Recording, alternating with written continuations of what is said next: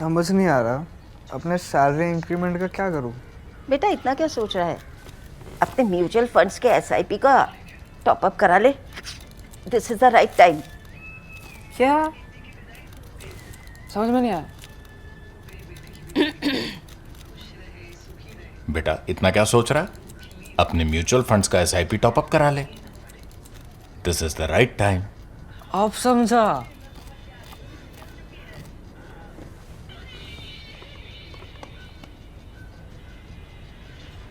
Mutual fund investments are subject to market risks.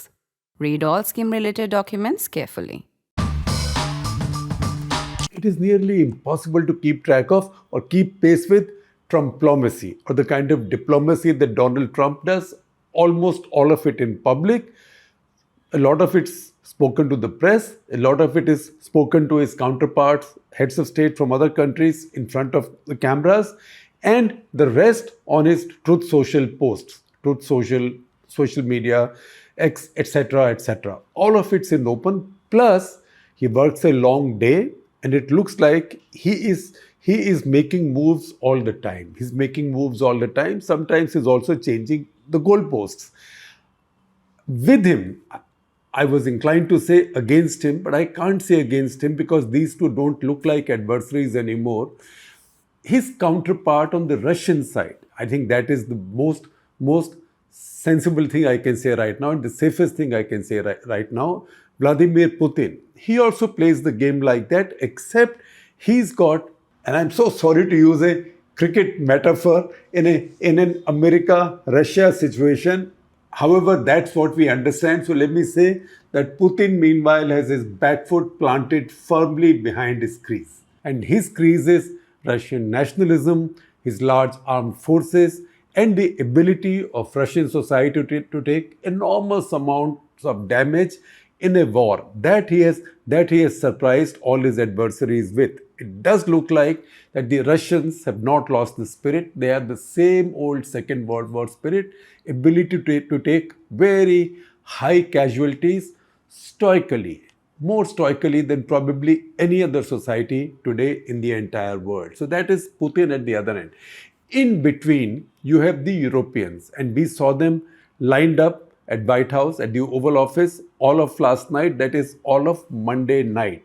This went on. First, Zelensky came in. He came in not in a suit and a tie, but a proper formal suit like a Bangala, black on black, and that was acknowledged immediately. First of all, Trump himself said, "Look at you, I like it," right? So that was like saying, "I acknowledge the fact that you are responding to my disapproval the last time."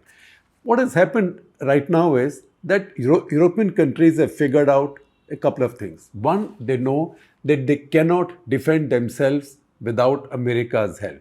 Second, they know that the equation in America has changed. They cannot take the US for granted as they might have under Biden and probably even under Trump 1. Trump 2 is a different kettle of fish. They can't take America for granted ideologically or philosophically, all in terms of old alliance partnership or loyalties. This is a new America under Trump. This is very transactional. The third thing that they figured is, three example rule, the third thing that they figured is that Trump is very temperamental, he's very moody. A lot of the times, in fact, most of the times, his policy is not made by an elaborate staff. In fact, if anything, Donald Trump has gutted the National Security Council. A lot of people have been fired from there. Its offices have emptied out. So all those inputs are not coming because that was in his conception, and in the MAGA conception, that was the deep state. So he's gutted that. He doesn't even have a national security advisor. His Secretary of State is doing that job as well. That is after the national security advisor that he appointed. He was moved out, I won't say fired, because he was put away in a sinecure. He's the one who put the editor of The Atlantic absent-mindedly on a signal group discussing the targets and the timing of attacks in Yemen. This is the Trump that Europe is now dealing with. They also know that with Trump, what works is flattery, old-fashioned feudal chamchagiri.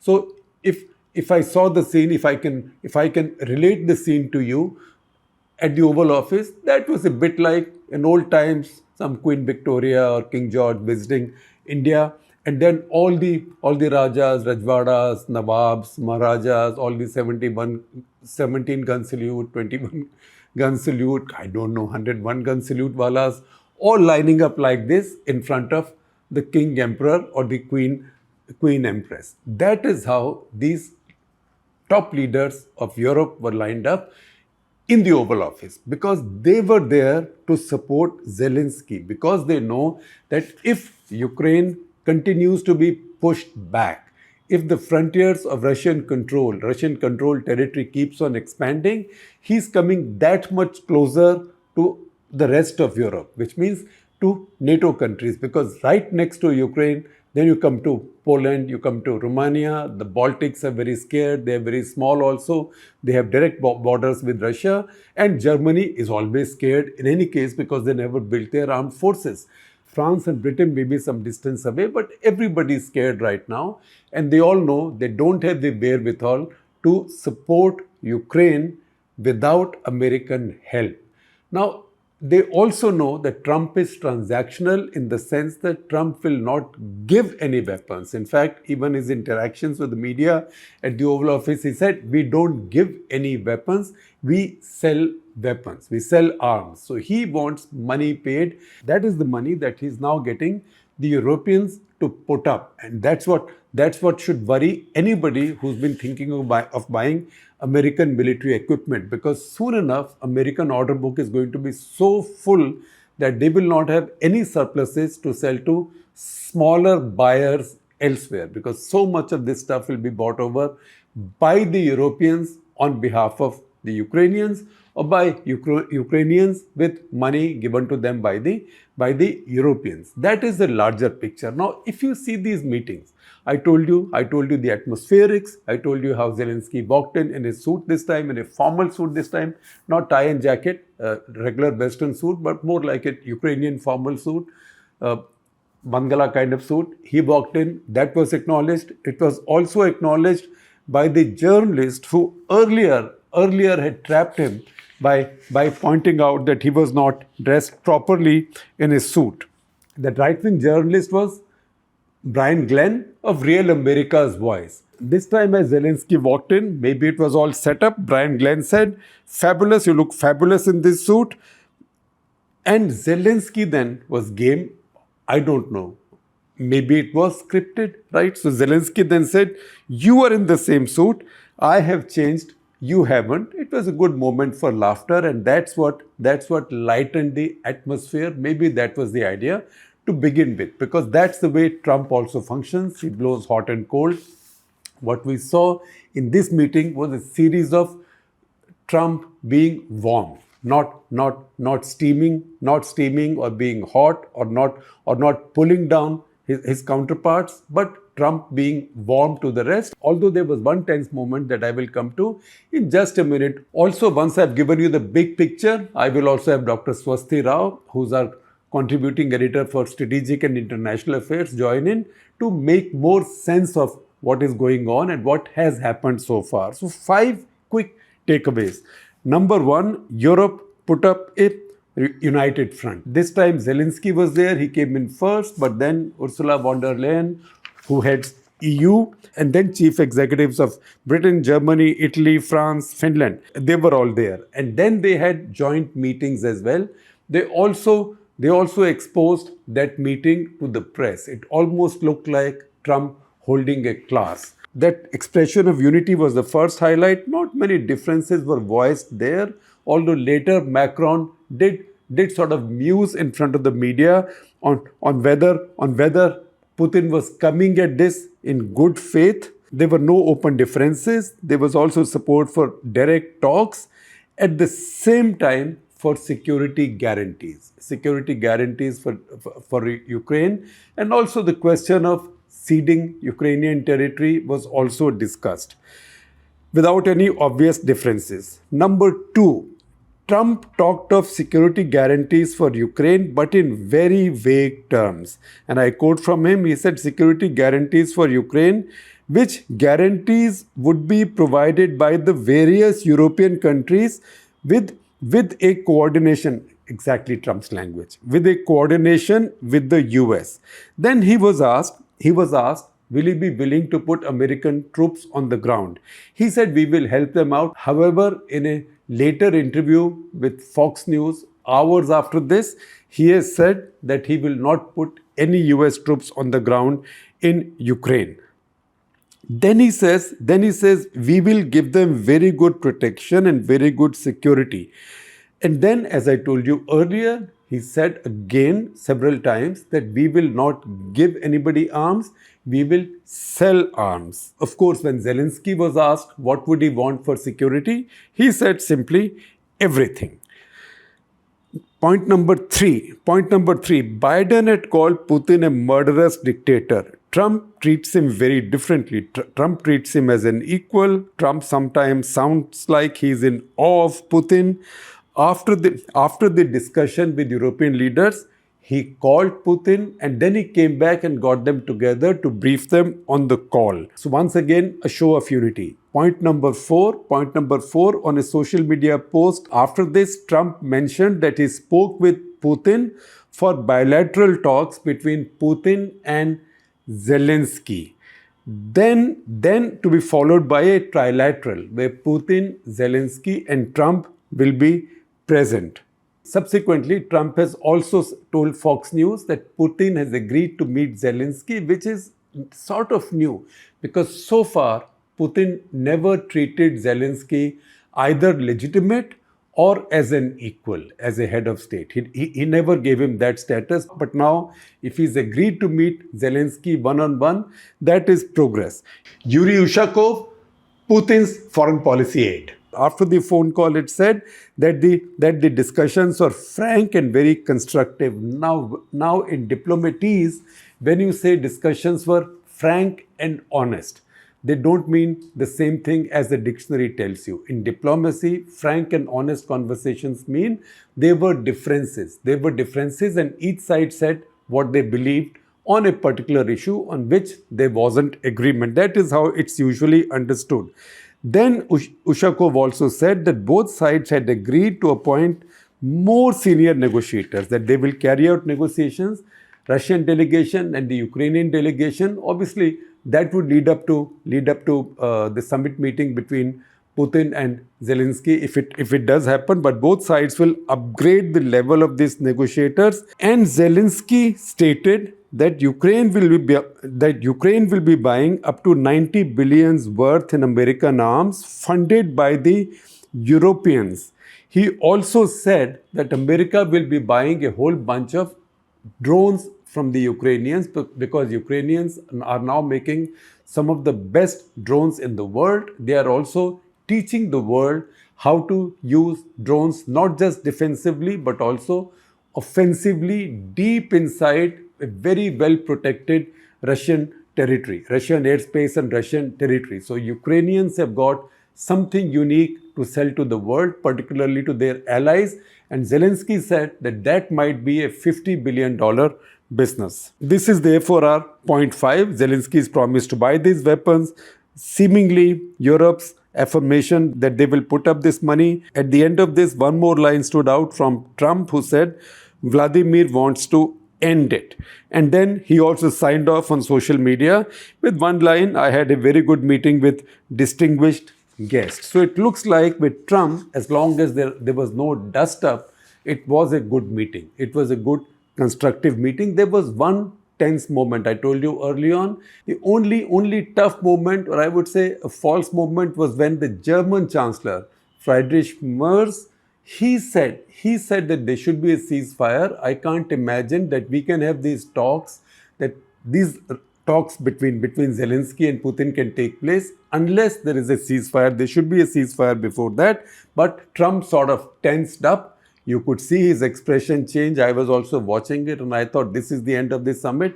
But it didn't quite happen. There were other people to do quick damage control, tell a few jokes, or maybe, I'm imagining it, or maybe do other things to flatter Trump. And this was calmed down. That was the only false moment in this entire episode. That said, I've given you a rundown of whatever happened with a little bit of interpretation and analysis. I will now have Dr. Swasti Rao join us to give us the real wisdom about this. Swasti, you've endured me speaking for 15 minutes, maybe 15 minutes too long. So let's come to the real insights. What are your three key takeaways? What has changed in the Europe-American equation now, and what is it that affects Ukraine's future and how?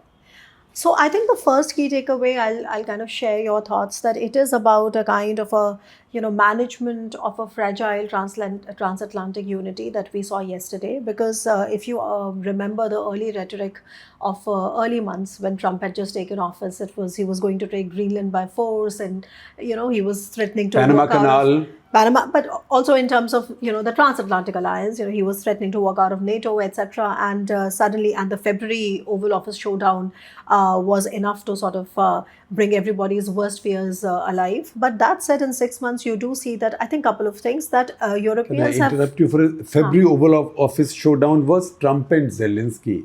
Not Mr. Modi. He was also there in February. That was quite cordial.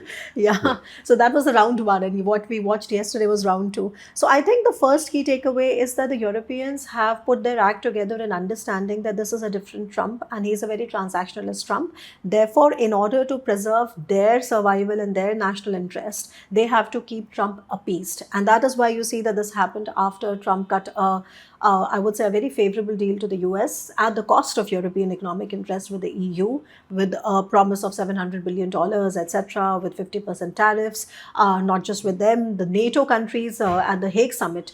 Mark Rutte, who's the Secretary General, he famously has daddied Trump back into the NATO fold, and the NATO countries have agreed to an unprecedented 5% of their GDP spending, with the exception of Spain, and that those reasons are different. So all this is rather unprecedented. So Spain after that also cancelled their purchase of F-35. Yeah, so Spain has other issues as well, and Spain is actually going through a major energy crisis because Spain sort of made that transition to renewables, and it's not really working out well. But coming back to the NATO part, I think what we can see is that yesterday the transatlantic solidarity that we saw came at a huge price tag.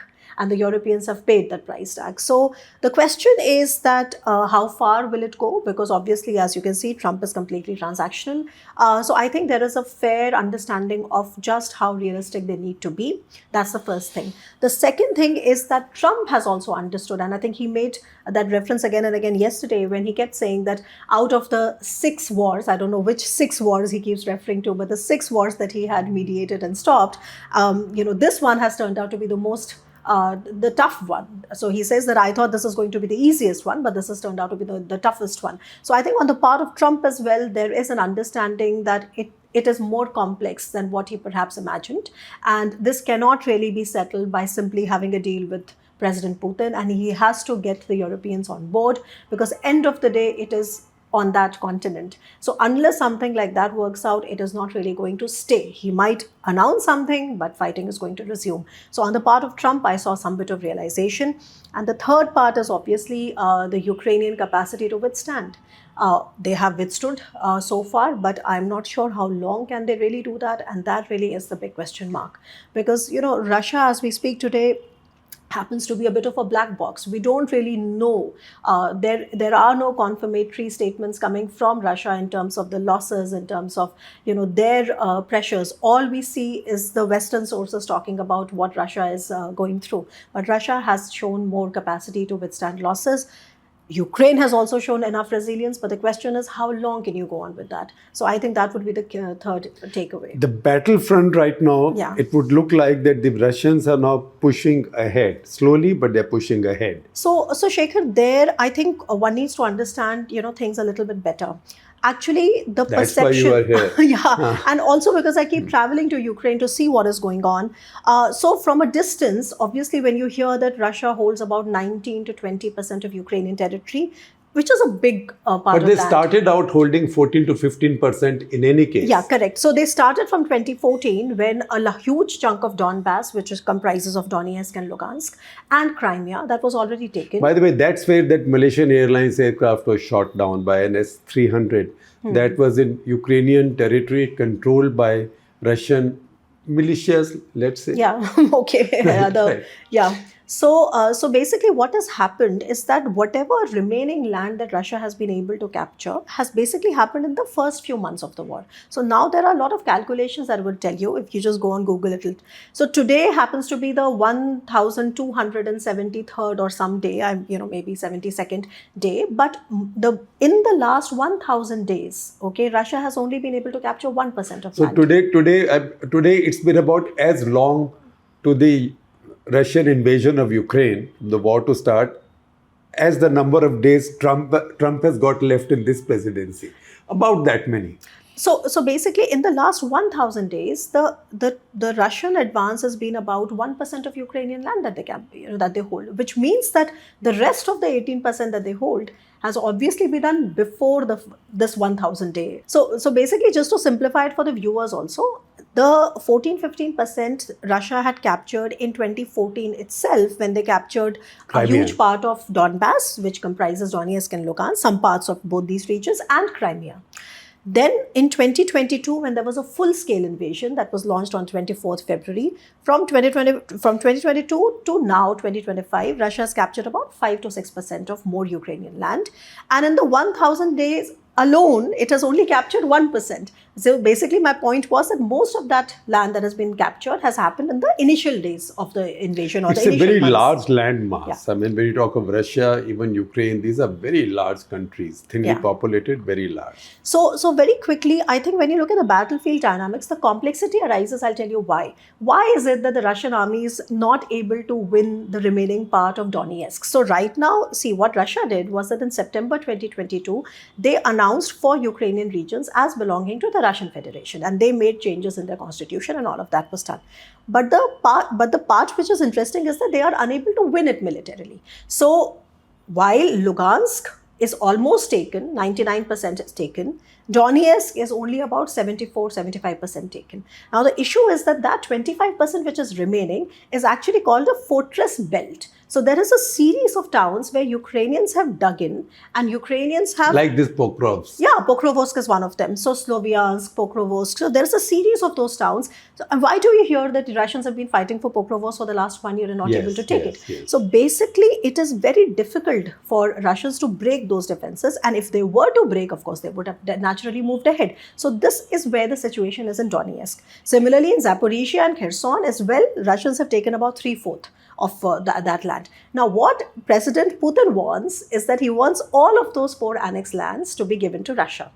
What President Zelensky is saying... Additionally to what he has already occupied. Yeah. So he has only occupied a certain part, but he wants all of that. Say what he's occupied is say 75 to 80%, but he wants would the want rest 100%, also. of what he has already announced as belonging to Russian Federation. He's annexed it Yeah, he's annexed it completely. under his yeah. constitution. And what President Zelensky is saying that you cannot win it militarily. So I am not going to let you have this land as a gift, okay, because you're not able to win it militarily, and because, Donald Trump has a different view of European security. And from their perspective, the point is that the closer they come, then the rest of the Ukrainian land becomes very vulnerable, because those kind of fortresses that they've built in those towns, it doesn't really exist beyond that. So then Ukrainians will have to, redo that entire Because 3 years. a lot of Ukraine's defense, see, countries are defended by mountains and they're defended by rivers. Yeah. In this case, mountains aren't there, but there's a river. And much of Ukrainian, if I may say now, mainland's defense, including Kiev, Kharkiv, the big urban centers, would depend on Dnipro River. So, Dnipro is still far from there, but you're right. So anything that comes this this side of Dnipro River or comes close enough to Dnipro River becomes a threat to the mainland. So they want to keep the Russians as far away as possible from the Dnipro River. Yes. So I think when I speak to the Ukrainians, when I ask them about what is a real assessment, okay, because you obviously cannot fight this war of grinding attrition, and you cannot really get killed, no matter what. And they say that the issue is that we know that the occupied territories are not coming back. The issue is the territories that we are still holding. So we don't want to gift them away to Russians. So that's the one complexity. Why this issue is a bit more complex when you really kind of zoom in. The other complexity is about the security guarantees, Shekhar, because I think not a lot of viewers would probably know the European history that much, but in the इसीलिए आप हैं years, यहाँ पे हाँ Gee, बताइए so basically after 1991, right, and Russia and Ukraine question has always been problematic. I mean, we don't really have the time to get into what really is the cultural, historical problem between them, but it's always been problematic. Now, in 1994, Ukraine because was... if I may oversimplify it, maybe oversimplify it, not enough Russians or Russians have not sufficiently seen Ukraine as a separate nation and a nationality. Well, I mean, one can suffice to say that, so there is a question of how you are viewing the past. So Russians are looking at the past. They are living in the past when they say that, no, Ukraine has to be in my sphere of influence. Okay. Akhand Russia. एक तरह से बिल्कुल अखंड Russia. And but the fact of the matter is that the entire dynamics has also changed. Now, coming back, 1994, there was Budapest Memorandum, which provided security guarantees to Belarus, Kazakhstan, and Ukraine. And that was the condition on which they returned the nukes. Belarus has security guarantees now, but from Russia. But from Russia, because of Lukashenko. Yes. And Lukashenko and Putin ka Ashirwad ul Lukashenko. Yeah, but also remember that Trump had a phone call with Lukashenko just before his Alaska summit.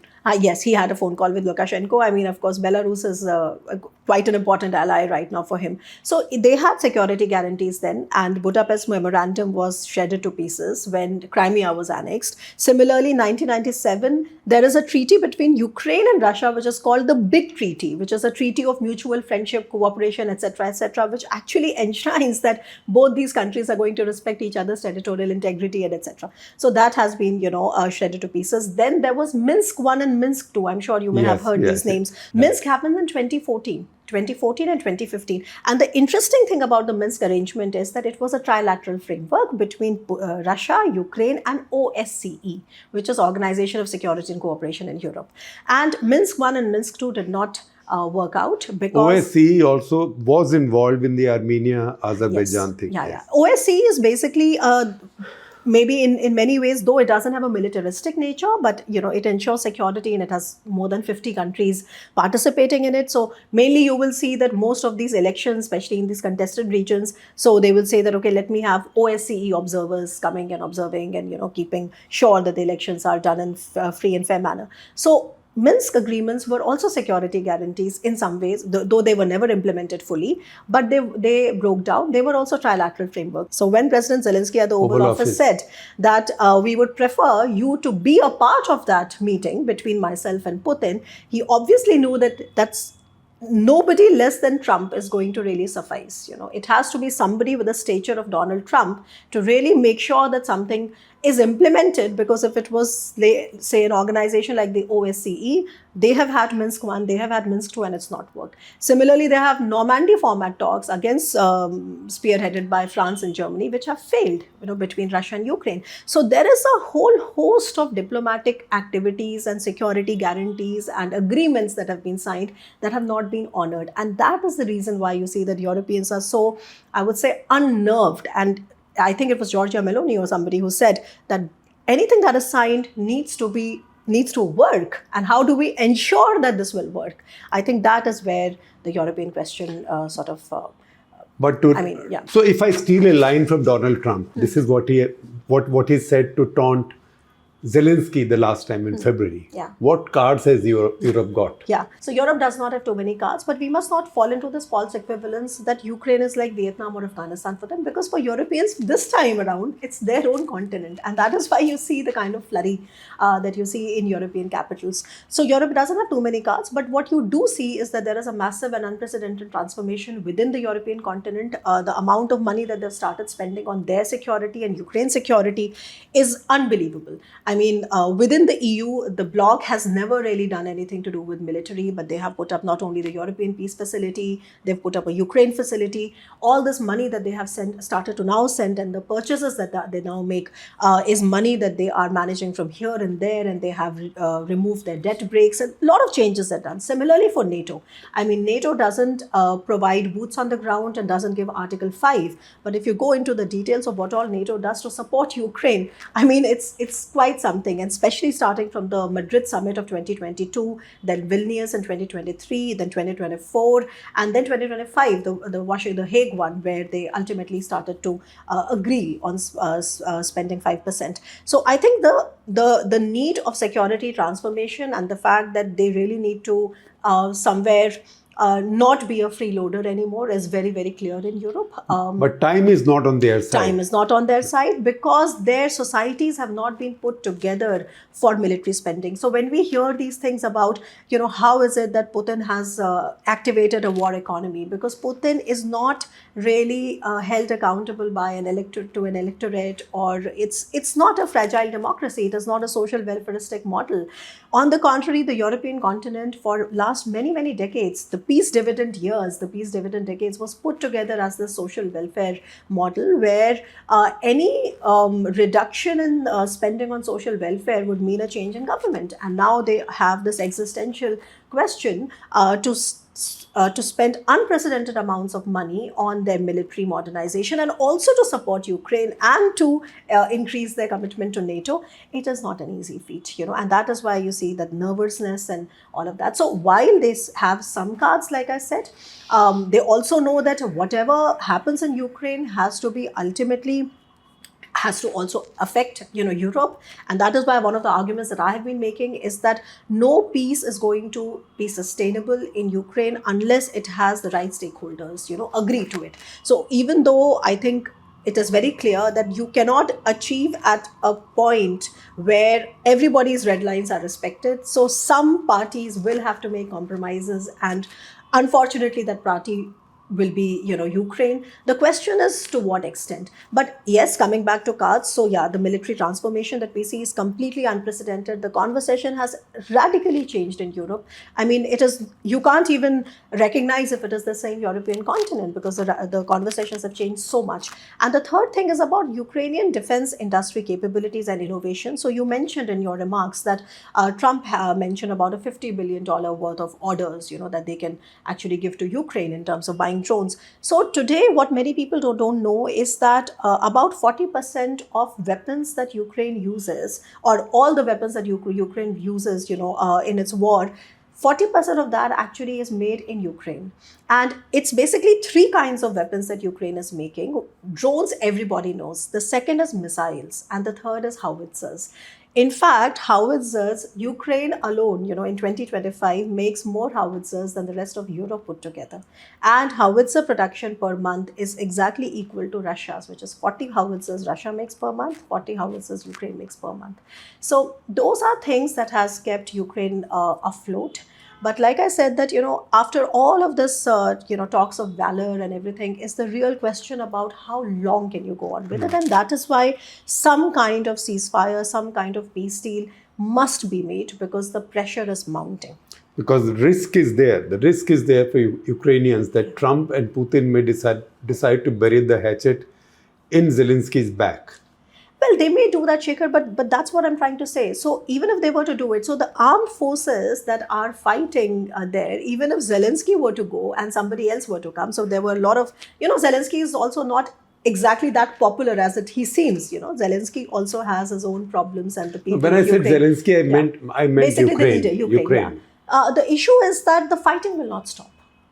The fighting will not stop. Okay, so in order to make the fighting stop, you have to arrive at something, because I gave you an entire run-up of all the efforts that have been made in the last 1 decade. So it's not the first time. I think not many observers or audiences. So even if the state doesn't fight, Ukrainians will fight a guerrilla war. They will keep fighting a guerrilla war. That's exactly the damage. And that's not good for Russia, because Ukrainians have also shown this capacity to strike deep into Russian territory with their drones and stuff like that. So what do you you do with all that military technology? And one of the problems that we are facing, not just in Russia, Ukraine, but also wherever these wars are happening, is the problem of technology leakage, the military technology leakage. So with so much of know-how, I mean, where do you think it will go? So the guerrilla warfare will continue. And I think President Putin is also aware of it. Maybe. So he wants a proper peace. I mean, everybody wants something that can sort of work for some time.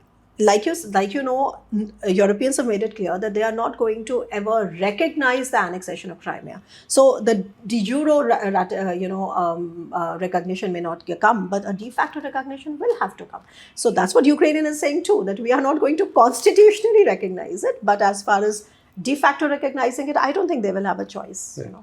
I think those are great insights. We can go on and on, but maybe next time, because the story will stay with us. Having said all of that, I would say that Europeans and Ukrainians may not have all their wishes granted, particularly with Trump on this side, because he doesn't have much patience with this. Oh yes, Trump doesn't have patience. And just about, a couple of things, because we did not discuss about India, I genuinely think that it is in India's interest that if the war were to end, and because India has genuine interest with Europe, India has genuine interest with Russia, India also has a lot of dependence on Ukraine for the gas turbine engines. So from India's perspective, and that is why when the Indian government officially supported, the peace efforts, I think the Ukrainian gas turbine engines are over. So I mean, that story is over. But India's greatest vested interest is in the war ending. So sanctions on Russia are lifted. That is the best case definitely, the last thing India would need is Russia humiliated or Russia defeated. That is absolutely contrary to India's interest. Yeah, particularly in the Trump era now. The war is back as a business after a very long time.